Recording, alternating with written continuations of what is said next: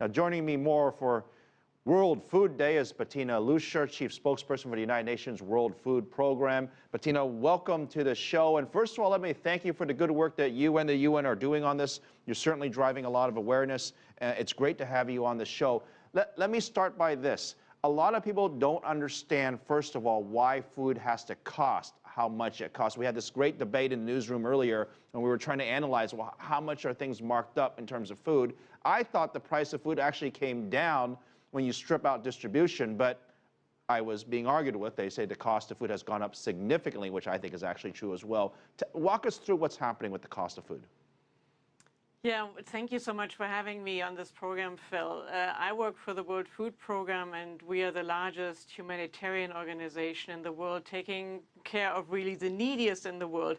And that is, those are the people that live on less than $2 a day. And I think there you can see the big divide.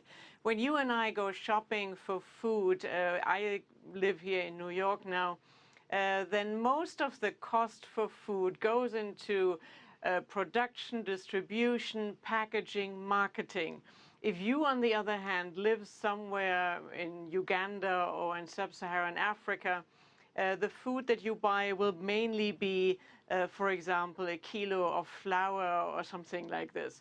And so that's why the difference is so important, how you and I are affected by food prices compared to somebody who spends most of their income on food. You and I might spend like 14–15% of our income on food. If you live on less than $2 a day, most of your income will be spent on food, and it's going to be the more staple foods, not the packaged, produced, heavily marketed food that you and I might be eating.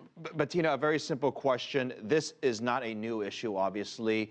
We have been talking about helping not just the poor, but also the hungry around the world. And the United States and other major countries distribute a lot of food. Why isn't this food getting to those who need it most?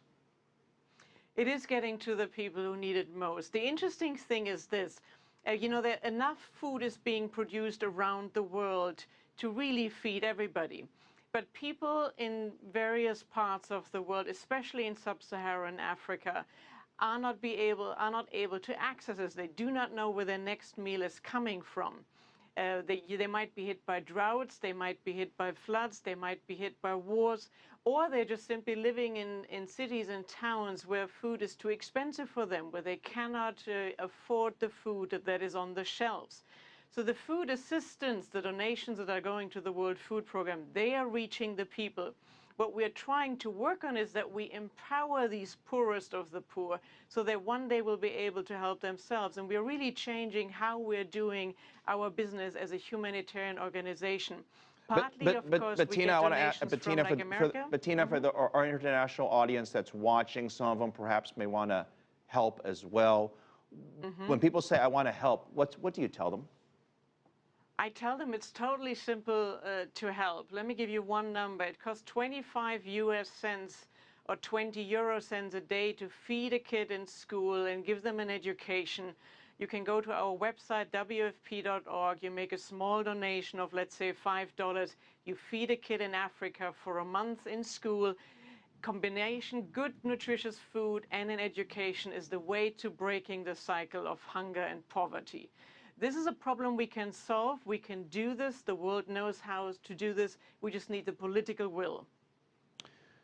Bettina Luescher, spokesperson for the United Nations World Food Program. I want to thank you for your time, and please keep up the good work, and we wish you well in making this a successful